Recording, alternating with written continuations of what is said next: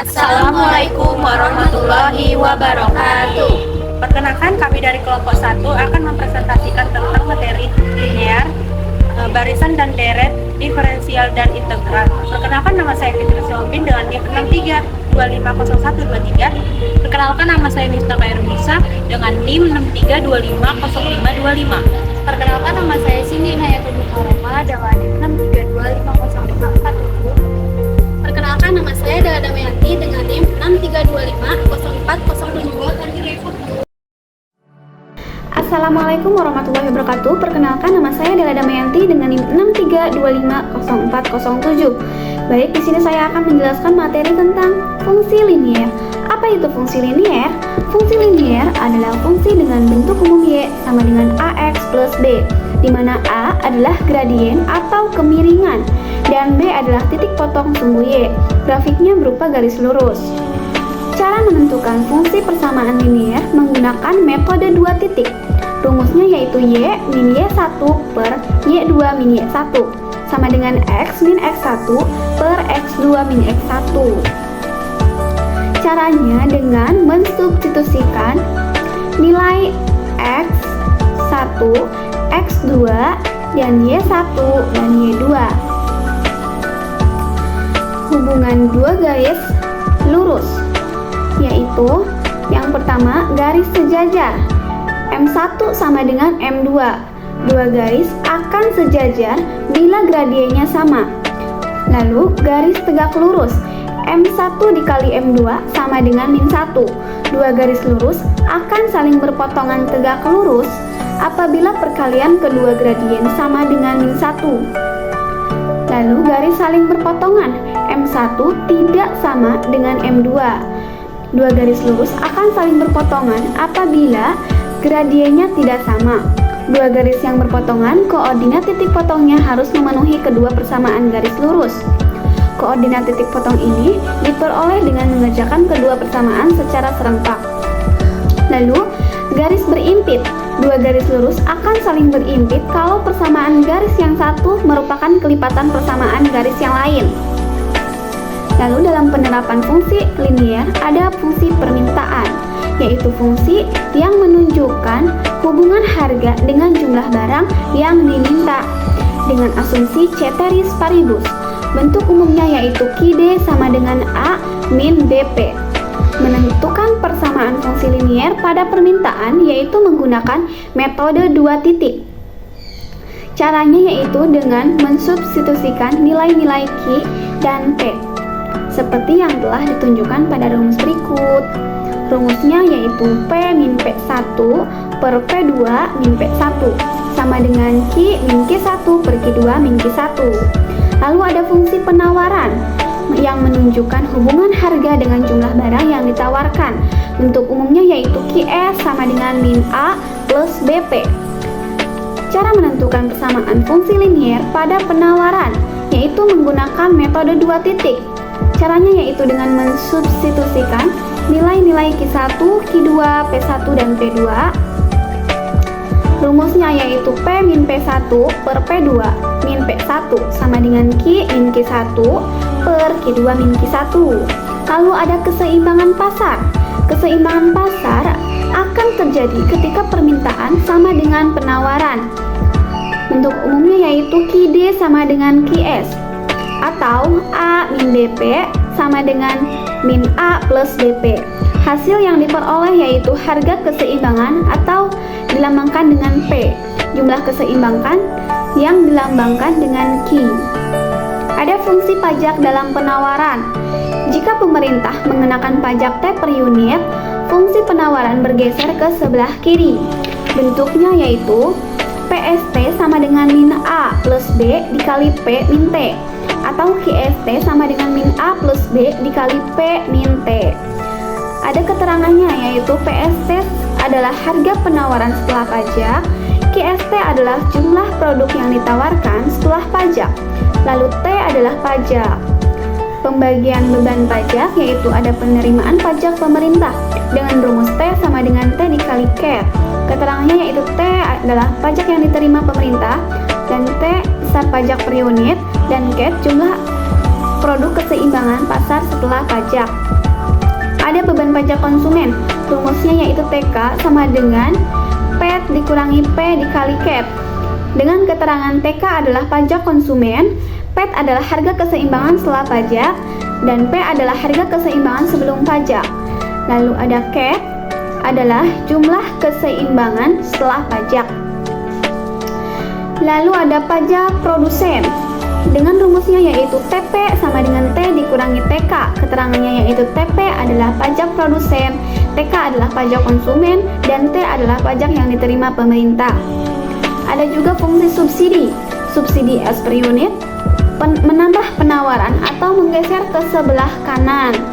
Bentuk umumnya yaitu QST sama dengan min A plus B dikali P plus S atau PST sama dengan min A plus B min S. Keterangannya yaitu PST adalah harga penawaran setelah pajak, S adalah subsidi per unit, QST adalah jumlah produk yang ditawarkan setelah pajak.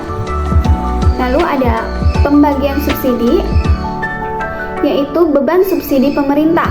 Rumusnya yaitu S sama dengan S dikali cash. Keterangannya S sebagai subsidi pemerintah, S besar subsidi per unit, dan cash adalah jumlah produk keseimbangan pasar setelah subsidi. Subsidi yang diterima konsumen yaitu rumusnya SK sama dengan P dikurangi PES dikali cash. Keterangannya yaitu SK adalah subsidi konsumen, PES adalah harga keseimbangan setelah subsidi, P adalah harga keseimbangan sebelum subsidi, dan cash adalah jumlah keseimbangan setelah subsidi. Lalu subsidi yang diterima produsen adalah SP sama dengan S min SK. Keterangannya yaitu SP sama dengan subsidi yang diterima produsen, SK adalah subsidi yang diterima konsumen, dan S adalah beban subsidi pemerintah. Ada juga fungsi konsumsi, yaitu menunjukkan hubungan konsumsi yang dilambangkan dengan C dengan pendapatan yang dilambangkan dengan Y. Bentuk umumnya yaitu C sama dengan A plus BY. Keterangannya yaitu C adalah pengeluaran untuk konsumsi, Y adalah pendapatan, A adalah besarnya pengeluaran konsumsi saat pendapatan 0. Lalu B adalah MPC, besarnya tambahan konsumsi karena adanya tambahan pendapatan. Berikutnya ada fungsi tabungan. Fungsi tabungan adalah suatu fungsi yang menunjukkan hubungan di antara tabungan dengan pendapatan dengan memakai rumus fungsi konsumsi. Bisa ditentukan dengan rumus Y sama dengan C plus S atau S sama dengan Y min C, sehingga S sama dengan min A plus 1 min B dikali Y, atau S sama dengan min A plus B dikali Y, dengan B sama dengan MPS. Yang terakhir ada BEP atau break even point, merupakan tingkat pendapatan di mana besarnya pendapatan sama dengan besarnya pengeluaran untuk konsumsi, atau dapat dikatakan Y sama dengan C atau Y min C sama dengan 0, sehingga S sama dengan 0. Baik, di sini kita langsung saja masuk ke contoh kasus. Di sini ada satu kasus, yaitu di toko buah Segar Makmur menjual buah semangka dengan harga Rp4.000, hanya mampu menjual sebanyak 100 buah. Dan pada saat harga semangka naik menjadi Rp5.000 per buah, mampu menjual semangka lebih banyak menjadi 200 buah. Lalu rumuskan fungsi penawarannya. Kita akan selesaikan. Diketahui P1, yaitu P1 adalah harga awal, yaitu Rp4.000. Q1 adalah buah yang dijual, yaitu 100 buah, dan P2 adalah harga kedua, yaitu Rp5.000, dan Q2 adalah 200 buah. Lalu kita selesaikan dengan masukkan rumus P min P1 per P2 min P1 sama dengan Q min Q1 per Q2 min Q1. Kita substitusikan P, karena kita belum mengetahui P, maka kita tulis saja P min P1 sudah diketahui yaitu 4.000 per P2 sudah diketahui yaitu 5.000 min P1 4.000 sama dengan Q min Q1 sudah diketahui yaitu 100 per Q2 nya yaitu 200 dikurangi Q1 yaitu 100. Kita jumlahkan, karena P min 4.000 tidak bisa kita jumlahkan, maka kita tulis saja P min 4.000 per 5000 dikurangi 4000 hasilnya 1000 sama dengan Q min 100 per 200 dikurangi 100 yaitu 100. Oke, kita langsung saja kalikan silang agar kita bisa mendapatkan nilai P dan nilai Q. Kita kalikan silang yaitu P min 4000 dikali 100 sama dengan Q min 100 dikali dengan 1000. Hasilnya yaitu P dikali 100, hasilnya 100P min 4000 dikali 100 yaitu min 400.000 sama dengan Q dikali 1000 yaitu 1000Q, lalu min 100 dikali 1000 yaitu min 100.000. Karena kita di sini akan mencari P, maka kita pisahkan P, lalu yang bukan P kita pindah ruaskan saja. Oke, di sini kita 100P sama dengan 1000Q min 100.000. Karena min 400.000 dari sebelah kiri pindah ke sebelah kanan, maka kita ubah menjadi plus, yaitu plus 400.000. Jadi yang dihasilkan yaitu 100P sama dengan 1000Q dan min 100.000 ditambah 400.000, hasilnya plus 300.000. Jadi hasilnya 100P sama dengan 1000Q sama dengan 300.000. Karena di sini kita akan mencari nilai P, maka kita bagi semua angka di sini dengan angka 100. Maka menghasilkan 100P dibagi dengan 100 hasilnya P sama dengan 1000Q dibagi dengan 100 adalah 10Q plus 300.000 dibagi dengan 100 menghasilkan plus 3000. Nah, sekarang kita sudah mendapatkan nilai P-nya, yaitu nilai P-nya P sama dengan 10Q plus 3000. Lalu sekarang kita akan mencari nilai Q. Kita pindah ruaskan plus 3000 ini ke sebelah kiri karena kita akan mencari nilai Q. Jadi seperti ini ya. P min, karena plus 3000 pindah ke sebelah kiri berubah menjadi min, yaitu P min 3000 sama dengan 10Q. Lalu kita bagi angka di sini semuanya dibagi dengan angka 10 agar mendapatkan hasil Q-nya, yaitu P dibagi dengan 10, yaitu karena angka P itu adalah nilainya 1, maka kita bagi 1 per 10 P, lalu min 3000 dibagi dengan 10 hasilnya min 300 sama dengan 10Q dibagi dengan 10 hasilnya Q. Atau kita 1 per 10 ini kita ubah menjadi desimal ya. Jadi Q sama dengan 1 per 10, yaitu kita ubah menjadi 0,1 P min 300. Di sini kita sudah menemukan nilai Q-nya, yaitu Q sama dengan 0,1 P min 300. Oke, sekian, terima kasih. Barisan dan deret. Barisan adalah suatu susunan bilangan yang dibentuk menurut suatu urutan tertentu. Bilangan-bilangan yang tersebut disebut suku. Perubahan di antara suku-suku urutan ditentukan oleh bertambahnya bilangan tertentu atau suatu suku pelipatan bilangan.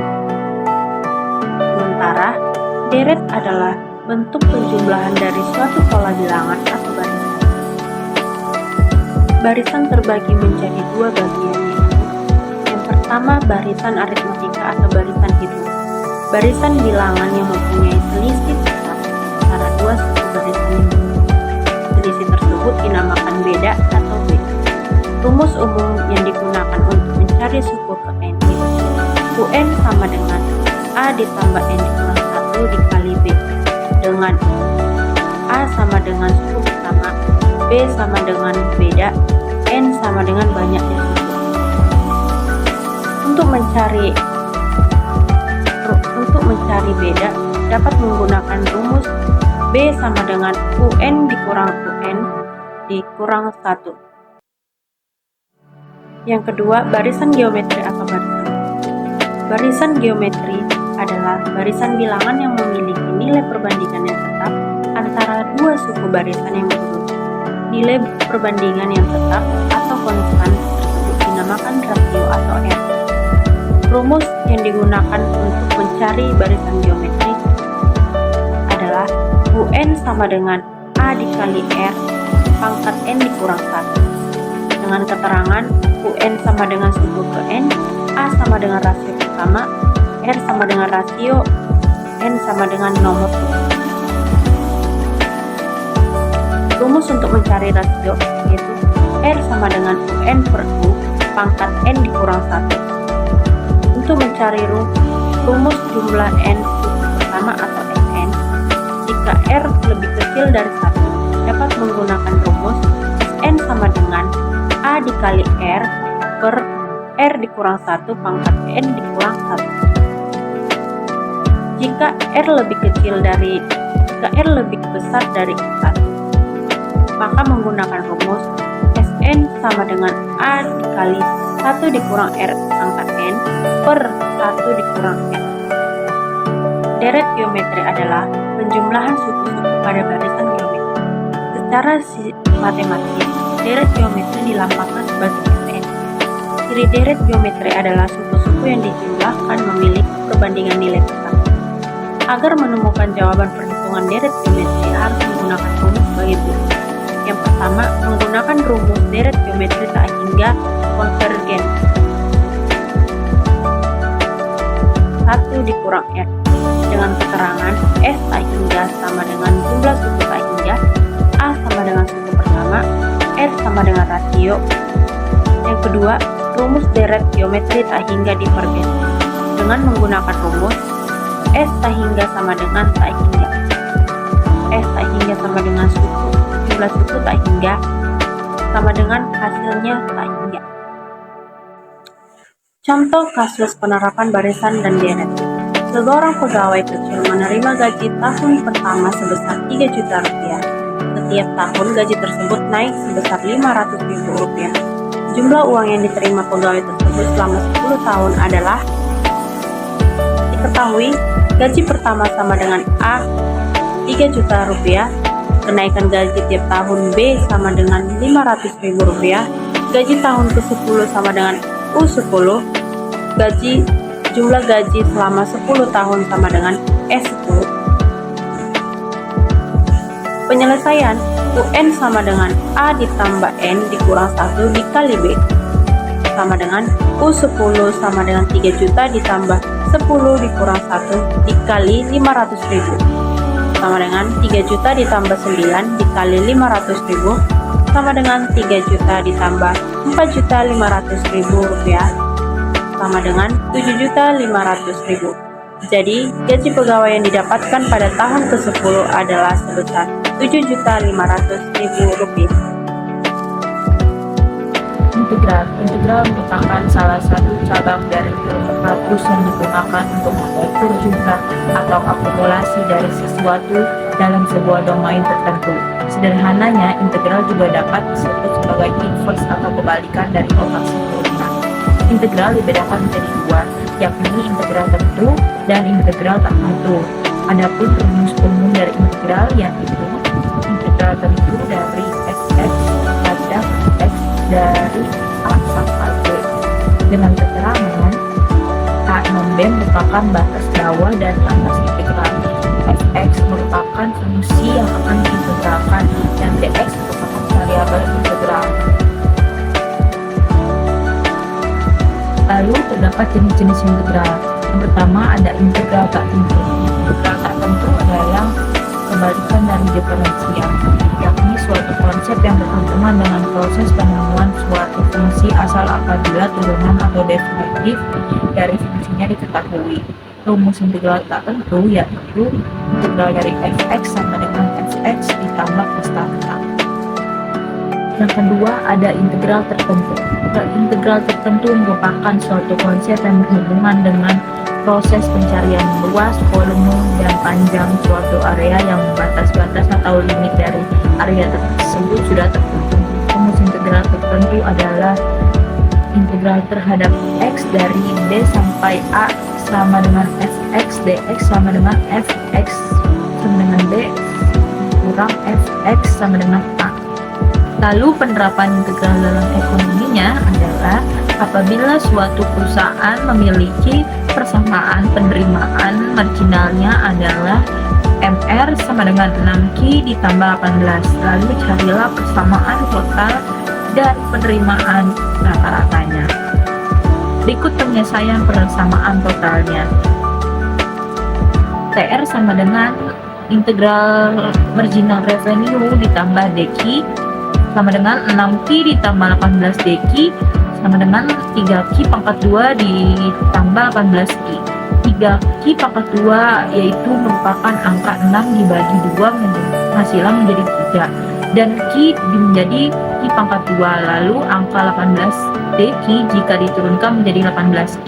Lalu penyelesaian penerimaan rata-ratanya adalah AR sama dengan R dibagi Q sama dengan Q pangkat 2 ditambah 18Q dibagi Q sama dengan 3Q ditambah 18. Analisis dari perhitungan di atas adalah berdasarkan hasil yang diperoleh persamaan total penerimaan dari persamaan MR sama dengan 6Q ditambah 18 dan TR 3Q ditambah 18Q dan persamaan penerimaan rata-ratanya yaitu AR sama dengan 3Q ditambah 18. Diferensial atau yang biasa disebut turunan dari suatu fungsi f dilambangkan dengan f aksen dan didefinisikan sebagai berikut.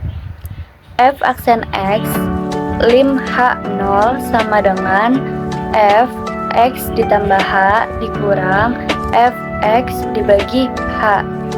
Selain notasi f aksen x, terdapat juga beberapa notasi lain untuk menyatakan turunan dari y sama dengan fx terhadap x, yaitu yang pertama dy per dx, yang kedua y aksen, yang ketiga d per dx fx, yang keempat dx fx. Selanjutnya ada penerapan diferensial dalam bidang ekonomi. Perilaku konsumen, rumusnya itu TU sama dengan FQ, MU sama dengan DTU per DQ. Hubungan antara kepuasan total dan kepuasan marginal adalah sebagai berikut. A. TU akan meningkat saat MU bernilai positif, MU lebih dari 0. B. TU akan mencapai maksimum saat MU sama dengan 0. C. TU akan menurun ketika MU bernilai negatif, MU kurang dari 0. Penerapan diferensial dalam ekonomi yang pertama ada elastisitas permintaan. Jika fungsi permintaan QD sama dengan FP, maka elastisitas permintaannya adalah eta D sama dengan DQD per DP dikali P per QD sama dengan QD aksen dikali P per QD. Yang kedua, elastisitas penawaran. Jika fungsi penawaran QS sama dengan FP, maka elastisitas penawarannya adalah eta S sama dengan DQS per DP dikali P per QS sama dengan QS aksen dikali P per QS. Yang ketiga ada elastisitas produksi. Jika fungsi produksi PR sama dengan Fx, maka elastisitas produksinya adalah eta P sama dengan DPR dibagi DX dikali X per PR sama dengan PR aksen dikali X per PR. Permintaan, penawaran, dan produksi suatu barang dikatakan bersifat elastik jika mutlak eta D, mutlak eta S, dan mutlak eta P lebih dari 1. Yang kedua, elastik uniter jika mutlak eta D, mutlak eta S, dan mutlak eta P sama dengan 1. Yang ketiga, ada inelastik jika mutlak eta D, mutlak eta S, dan mutlak eta P kurang dari 1. Selanjutnya ada contoh kasus penerapan diferensial dalam ekonomi. Seorang produsen minuman matcha mengukur tingkat kepuasan atau utilitas konsumen terhadap jumlah produk yang dikonsumsi. Hubungan antara jumlah konsumsi Q dan utilitas U dinyatakan dalam fungsi U sama dengan FQ sama dengan 132Q dikurang 6Q kuadrat. MU sama dengan U aksen sama dengan 132 min 12Q. Pertanyaan, pada jumlah konsumsi berapa utilitas konsumen mencapai maksimum? Tentukan besarnya utilitas maksimum tersebut. Jawaban syarat U maksimum U aksen sama dengan 0. 132 dikurang 12Q sama dengan 0. 132 sama dengan 12Q. Kenapa 12Q? Karena 12Q-nya itu pindah posisi, jadi positif. Habis itu Q-nya sama dengan 11. 11 itu dari 132 dibagi 12. Habis itu dimasukin ke yang U sama dengan 132Q min 6Q kuadrat. Q-nya itu ditaruh angka 11, jadi 132 dikali 11 dikurang 6 dikali 11 kuadrat. 132 dikali 11 hasilnya 1452. 11 kuadrat itu 121. 6 dikali 121 hasilnya 726. 1452 dikurang 726 hasilnya 726. Jadi U maksimumnya adalah 726. Sekian presentasi dari kelompok kami. Kurang lebih mohon maaf. Wassalamualaikum warahmatullahi wabarakatuh.